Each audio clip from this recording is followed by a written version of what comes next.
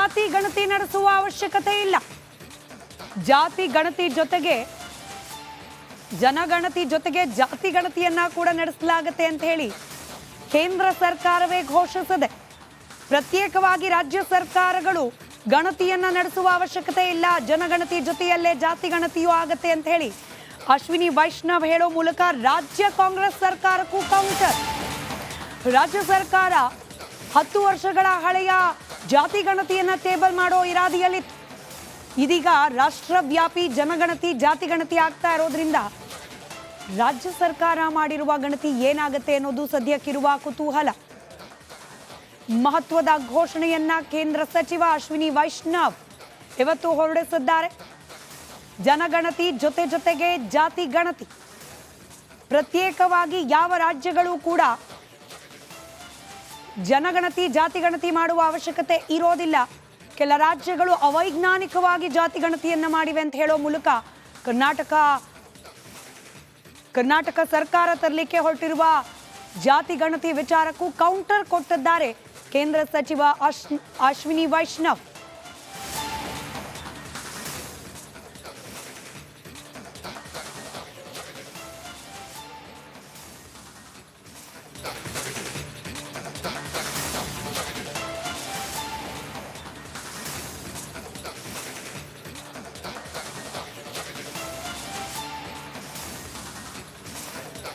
Details ನಮ್ಮ ಪ್ರತಿನಿಧಿ ಚಂದ್ರಶೇಖರ್ ನೀಡ್ತಾ ಹೋಗ್ತಾರೆ. ಚಂದ್ರಶೇಖರ್, ರಾಜ್ಯ ಸರ್ಕಾರಕ್ಕೆ ಕೌಂಟರ್ ಹಾಗೆ ರಾಷ್ಟ್ರೀಯ ಮಟ್ಟದಲ್ಲೂ ಕಾಂಗ್ರೆಸ್ಗೆ ಕೌಂಟರ್ ಅನ್ನೋ ರೀತಿಯ ನಿರ್ಧಾರವನ್ನ ಇವತ್ತು ಕೇಂದ್ರ ಸರ್ಕಾರ ಪ್ರಕಟ ಮಾಡಿರೋದು.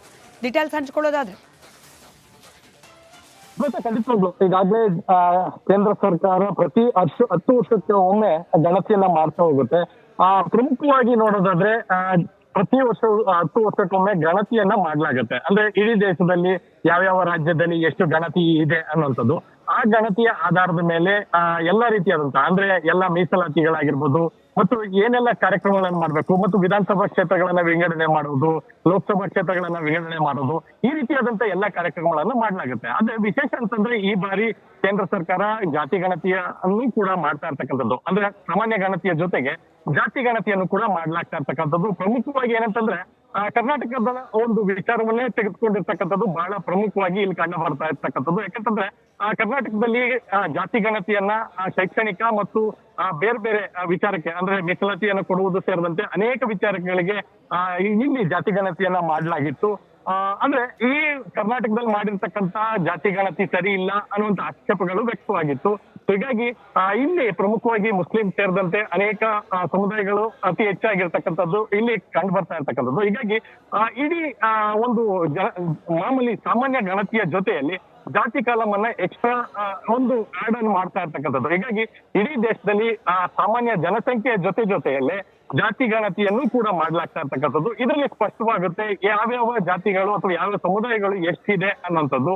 ಹೀಗಾಗಿ ಕೇಂದ್ರ ಸರ್ಕಾರ ಈ ರೀತಿಯಾದಂತ ಒಂದು ನಿರ್ಧಾರ ಏನಿದೆ ಬಹಳ ಮಹತ್ವವನ್ನು ಕೂಡ ಪಡೆದುಕೊಂಡಿರ್ತಕ್ಕಂಥದ್ದು. ಯಾಕಂದ್ರೆ ಪ್ರತಿ 10 ವರ್ಷಕ್ಕೆ ಮಾಡ್ತಾ ಇದ್ದಂಥದ್ದು ಈ ಬಾರಿ ಕರೋನಾ ಬಂದಿದ್ದಂತ ಹಿನ್ನೆಲೆಯಲ್ಲಿ ಕರೋನಾ ಸಂದರ್ಭದಲ್ಲಿ ಗಣತಿಯನ್ನ ಮಾಡ್ಲಾಗಿರ್ಲಿಲ್ಲ.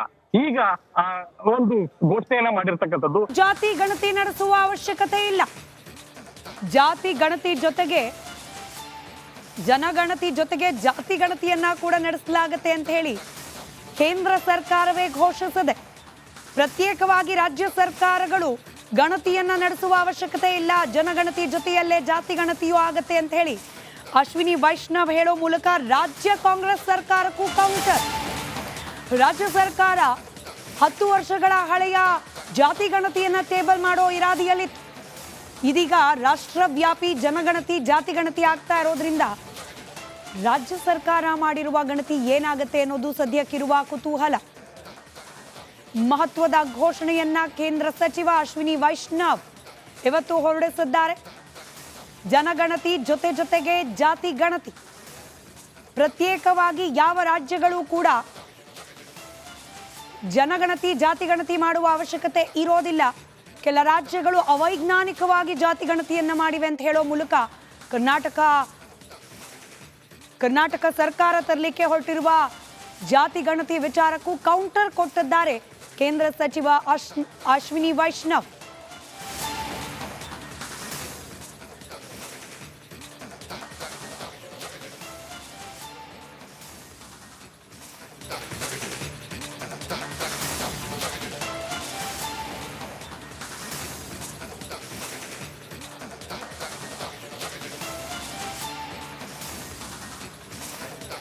ಡೀಟೇಲ್ಸ್ ನಮ್ಮ ಪ್ರತಿನಿಧಿ ಚಂದ್ರಶೇಖರ್ ನೀಡ್ತಾ ಹೋಗ್ತಾರೆ. ಚಂದ್ರಶೇಖರ್, ರಾಜ್ಯ ಸರ್ಕಾರಕ್ಕೆ ಕೌಂಟರ್ ಹಾಗೆ ರಾಷ್ಟ್ರೀಯ ಮಟ್ಟದಲ್ಲೂ ಕಾಂಗ್ರೆಸ್ಗೆ ಕೌಂಟರ್ ಅನ್ನೋ ರೀತಿಯ ನಿರ್ಧಾರವನ್ನ ಇವತ್ತು ಕೇಂದ್ರ ಸರ್ಕಾರ ಪ್ರಕಟ ಮಾಡಿರೋದು.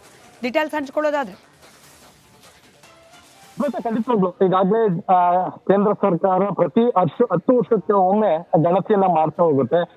ಪ್ರಮುಖವಾಗಿ ನೋಡೋದಾದ್ರೆ ಪ್ರತಿ ವರ್ಷ 10 ವರ್ಷಕ್ಕೊಮ್ಮೆ ಗಣತಿಯನ್ನ ಮಾಡ್ಲಾಗತ್ತೆ. ಅಂದ್ರೆ ಇಡೀ ದೇಶದಲ್ಲಿ ಯಾವ್ಯಾವ ರಾಜ್ಯದಲ್ಲಿ ಎಷ್ಟು ಗಣತಿ ಇದೆ ಅನ್ನುವಂಥದ್ದು, ಆ ಗಣತಿಯ ಆಧಾರದ ಮೇಲೆ ಎಲ್ಲಾ ರೀತಿಯಾದಂತಹ ಅಂದ್ರೆ ಎಲ್ಲ ಮೀಸಲಾತಿಗಳಾಗಿರ್ಬೋದು ಮತ್ತು ಏನೆಲ್ಲ ಕಾರ್ಯಕ್ರಮಗಳನ್ನ ಮಾಡ್ಬೇಕು ಮತ್ತು ವಿಧಾನಸಭಾ ಕ್ಷೇತ್ರಗಳನ್ನ ವಿಂಗಡಣೆ ಮಾಡುವುದು, ಲೋಕಸಭಾ ಕ್ಷೇತ್ರಗಳನ್ನ ವಿಂಗಡಣೆ ಮಾಡುವುದು, ಈ ರೀತಿಯಾದಂತ ಎಲ್ಲಾ ಕಾರ್ಯಕ್ರಮಗಳನ್ನ ಮಾಡ್ಲಾಗುತ್ತೆ. ಅದೇ ವಿಶೇಷ ಅಂತಂದ್ರೆ ಈ ಬಾರಿ ಕೇಂದ್ರ ಸರ್ಕಾರ ಜಾತಿ ಗಣತಿಯನ್ನು ಕೂಡ ಮಾಡ್ತಾ ಇರ್ತಕ್ಕಂಥದ್ದು. ಅಂದ್ರೆ ಸಾಮಾನ್ಯ ಗಣತಿಯ ಜೊತೆಗೆ ಜಾತಿ ಗಣತಿಯನ್ನು ಕೂಡ ಮಾಡ್ಲಾಗ್ತಾ ಇರ್ತಕ್ಕಂಥದ್ದು. ಪ್ರಮುಖವಾಗಿ ಏನಂತಂದ್ರೆ ಕರ್ನಾಟಕದ ಒಂದು ವಿಚಾರವನ್ನೇ ತೆಗೆದುಕೊಂಡಿರ್ತಕ್ಕಂಥದ್ದು ಬಹಳ ಪ್ರಮುಖವಾಗಿ ಇಲ್ಲಿ ಕಂಡು ಬರ್ತಾ ಇರ್ತಕ್ಕಂಥದ್ದು. ಯಾಕಂತಂದ್ರೆ ಕರ್ನಾಟಕದಲ್ಲಿ ಜಾತಿ ಗಣತಿಯನ್ನ ಶೈಕ್ಷಣಿಕ ಮತ್ತು ಬೇರೆ ಬೇರೆ ವಿಚಾರಕ್ಕೆ ಅಂದ್ರೆ ಮೀಸಲಾತಿಯನ್ನು ಕೊಡುವುದು ಸೇರಿದಂತೆ ಅನೇಕ ವಿಚಾರಗಳಿಗೆ ಇಲ್ಲಿ ಜಾತಿ ಗಣತಿಯನ್ನ ಮಾಡಲಾಗಿತ್ತು.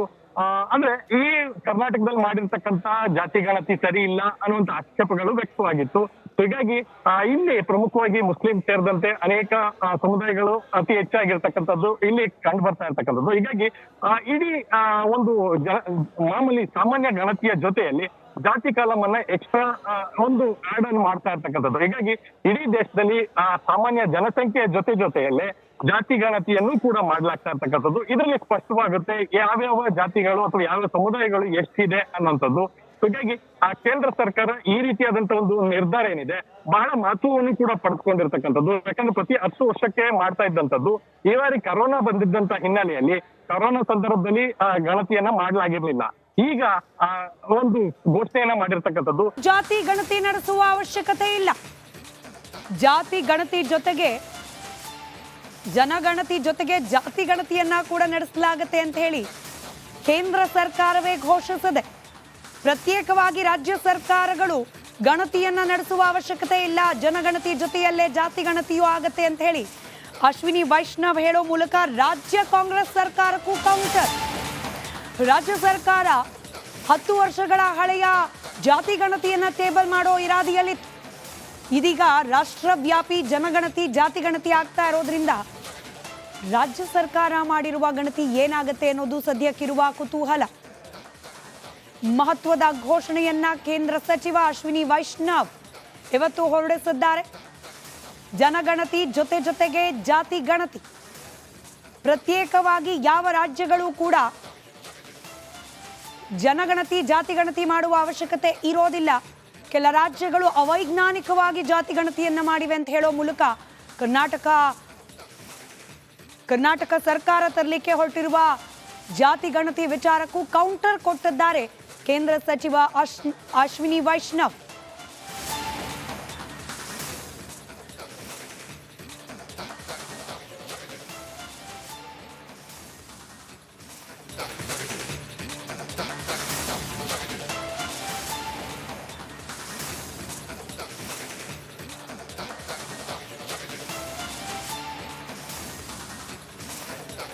ಡೀಟೇಲ್ಸ್ ನಮ್ಮ ಪ್ರತಿನಿಧಿ ಚಂದ್ರಶೇಖರ್ ನೀಡ್ತಾ ಹೋಗ್ತಾರೆ. ಚಂದ್ರಶೇಖರ್, ರಾಜ್ಯ ಸರ್ಕಾರಕ್ಕೆ ಕೌಂಟರ್ ಹಾಗೆ ರಾಷ್ಟ್ರೀಯ ಮಟ್ಟದಲ್ಲೂ ಕಾಂಗ್ರೆಸ್ಗೆ ಕೌಂಟರ್ ಅನ್ನೋ ರೀತಿಯ ನಿರ್ಧಾರವನ್ನ ಇವತ್ತು ಕೇಂದ್ರ ಸರ್ಕಾರ ಪ್ರಕಟ ಮಾಡಿರೋದು. ಡೀಟೇಲ್ಸ್ ಹಂಚ್ಕೊಳ್ಳೋದಾದ್ರೆ ಮತ್ತೆ ಖಂಡಿತವಾಗ್ಲು ಈಗಾಗಲೇ ಕೇಂದ್ರ ಸರ್ಕಾರ ಪ್ರತಿ 10 ವರ್ಷಕ್ಕೆ ಒಮ್ಮೆ ಗಣತಿಯನ್ನ ಮಾಡ್ತಾ ಹೋಗುತ್ತೆ. ಪ್ರಮುಖವಾಗಿ ನೋಡೋದಾದ್ರೆ ಪ್ರತಿ ವರ್ಷ 10 ವರ್ಷಕ್ಕೊಮ್ಮೆ ಗಣತಿಯನ್ನ ಮಾಡ್ಲಾಗತ್ತೆ. ಅಂದ್ರೆ ಇಡೀ ದೇಶದಲ್ಲಿ ಯಾವ್ಯಾವ ರಾಜ್ಯದಲ್ಲಿ ಎಷ್ಟು ಗಣತಿ ಇದೆ ಅನ್ನುವಂಥದ್ದು, ಆ ಗಣತಿಯ ಆಧಾರದ ಮೇಲೆ ಎಲ್ಲಾ ರೀತಿಯಾದಂತಹ ಅಂದ್ರೆ ಎಲ್ಲ ಮೀಸಲಾತಿಗಳಾಗಿರ್ಬೋದು ಮತ್ತು ಏನೆಲ್ಲ ಕಾರ್ಯಕ್ರಮಗಳನ್ನ ಮಾಡ್ಬೇಕು ಮತ್ತು ವಿಧಾನಸಭಾ ಕ್ಷೇತ್ರಗಳನ್ನ ವಿಂಗಡಣೆ ಮಾಡುವುದು, ಲೋಕಸಭಾ ಕ್ಷೇತ್ರಗಳನ್ನ ವಿಂಗಡಣೆ ಮಾಡುವುದು, ಈ ರೀತಿಯಾದಂತ ಎಲ್ಲಾ ಕಾರ್ಯಕ್ರಮಗಳನ್ನ ಮಾಡ್ಲಾಗುತ್ತೆ. ಅದೇ ವಿಶೇಷ ಅಂತಂದ್ರೆ ಈ ಬಾರಿ ಕೇಂದ್ರ ಸರ್ಕಾರ ಜಾತಿ ಗಣತಿಯನ್ನು ಕೂಡ ಮಾಡ್ತಾ ಇರ್ತಕ್ಕಂಥದ್ದು. ಅಂದ್ರೆ ಸಾಮಾನ್ಯ ಗಣತಿಯ ಜೊತೆಗೆ ಜಾತಿ ಗಣತಿಯನ್ನು ಕೂಡ ಮಾಡ್ಲಾಗ್ತಾ ಇರ್ತಕ್ಕಂಥದ್ದು. ಪ್ರಮುಖವಾಗಿ ಏನಂತಂದ್ರೆ ಕರ್ನಾಟಕದ ಒಂದು ವಿಚಾರವನ್ನೇ ತೆಗೆದುಕೊಂಡಿರ್ತಕ್ಕಂಥದ್ದು ಬಹಳ ಪ್ರಮುಖವಾಗಿ ಇಲ್ಲಿ ಕಂಡು ಬರ್ತಾ ಇರ್ತಕ್ಕಂಥದ್ದು. ಯಾಕಂತಂದ್ರೆ ಕರ್ನಾಟಕದಲ್ಲಿ ಜಾತಿ ಗಣತಿಯನ್ನ ಶೈಕ್ಷಣಿಕ ಮತ್ತು ಬೇರೆ ಬೇರೆ ವಿಚಾರಕ್ಕೆ ಅಂದ್ರೆ ಮೀಸಲಾತಿಯನ್ನು ಕೊಡುವುದು ಸೇರಿದಂತೆ ಅನೇಕ ವಿಚಾರಗಳಿಗೆ ಇಲ್ಲಿ ಜಾತಿ ಗಣತಿಯನ್ನ ಮಾಡಲಾಗಿತ್ತು. ಅಂದ್ರೆ ಈ ಕರ್ನಾಟಕದಲ್ಲಿ ಮಾಡಿರ್ತಕ್ಕಂತ ಜಾತಿ ಗಣತಿ ಸರಿ ಇಲ್ಲ ಅನ್ನುವಂತ ಆಕ್ಷೇಪಗಳು ವ್ಯಕ್ತವಾಗಿತ್ತು. ಹೀಗಾಗಿ ಇಲ್ಲಿ ಪ್ರಮುಖವಾಗಿ ಮುಸ್ಲಿಂ ಸೇರಿದಂತೆ ಅನೇಕ ಸಮುದಾಯಗಳು ಅತಿ ಹೆಚ್ಚಾಗಿರ್ತಕ್ಕಂಥದ್ದು ಇಲ್ಲಿ ಕಂಡು ಬರ್ತಾ ಇರ್ತಕ್ಕಂಥದ್ದು. ಹೀಗಾಗಿ ಇಡೀ ಒಂದು ಮಾಮೂಲಿ ಸಾಮಾನ್ಯ ಗಣತಿಯ ಜೊತೆಯಲ್ಲಿ ಜಾತಿ ಕಾಲಮ್ ಅನ್ನ ಎಕ್ಸ್ಟ್ರಾ ಒಂದು ಆಡ್ ಅನ್ನು ಮಾಡ್ತಾ ಇರ್ತಕ್ಕಂಥದ್ದು. ಹೀಗಾಗಿ ಇಡೀ ದೇಶದಲ್ಲಿ ಸಾಮಾನ್ಯ ಜನಸಂಖ್ಯೆಯ ಜೊತೆಯಲ್ಲೇ ಜಾತಿ ಗಣತಿಯನ್ನು ಕೂಡ ಮಾಡ್ಲಾಗ್ತಾ ಇರ್ತಕ್ಕಂಥದ್ದು. ಇದರಲ್ಲಿ ಸ್ಪಷ್ಟವಾಗುತ್ತೆ ಯಾವ್ಯಾವ ಜಾತಿಗಳು ಅಥವಾ ಯಾವ ಸಮುದಾಯಗಳು ಎಷ್ಟಿದೆ ಅನ್ನುವಂಥದ್ದು. ಹೀಗಾಗಿ ಕೇಂದ್ರ ಸರ್ಕಾರ ಈ ರೀತಿಯಾದಂತಹ ಒಂದು ನಿರ್ಧಾರ ಏನಿದೆ ಬಹಳ ಮಹತ್ವವನ್ನು ಕೂಡ ಪಡೆದುಕೊಂಡಿರ್ತಕ್ಕಂಥದ್ದು. ಯಾಕಂದ್ರೆ ಪ್ರತಿ 10 ವರ್ಷಕ್ಕೆ ಮಾಡ್ತಾ ಇದ್ದಂಥದ್ದು ಈ ಬಾರಿ ಕರೋನಾ ಬಂದಿದ್ದಂತ ಹಿನ್ನೆಲೆಯಲ್ಲಿ ಕರೋನಾ ಸಂದರ್ಭದಲ್ಲಿ ಗಣತಿಯನ್ನ